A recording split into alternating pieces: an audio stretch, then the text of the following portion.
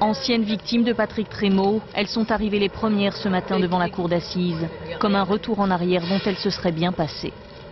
On savait que ces nouvelles victimes existeraient et ça c'est insupportable pour nous, anciennes victimes, à porter, car on l'avait dit, on avait prévenu que si M. Trémaux ne bénéficiait pas de soins, il recommencerait, il a recommencé. Patrick Trémaux, surnommé le violeur des parkings, est jugé pour la 3e fois.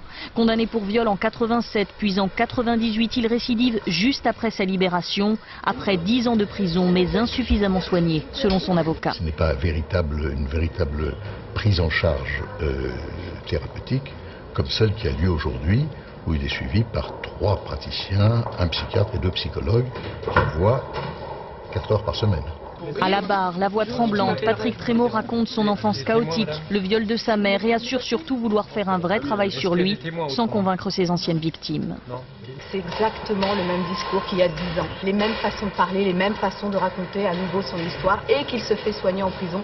Tout ça, on l'a déjà entendu il y a 10 ans. Moi, je n'ai aucun plaisir de voir Trémaux à nouveau accusé.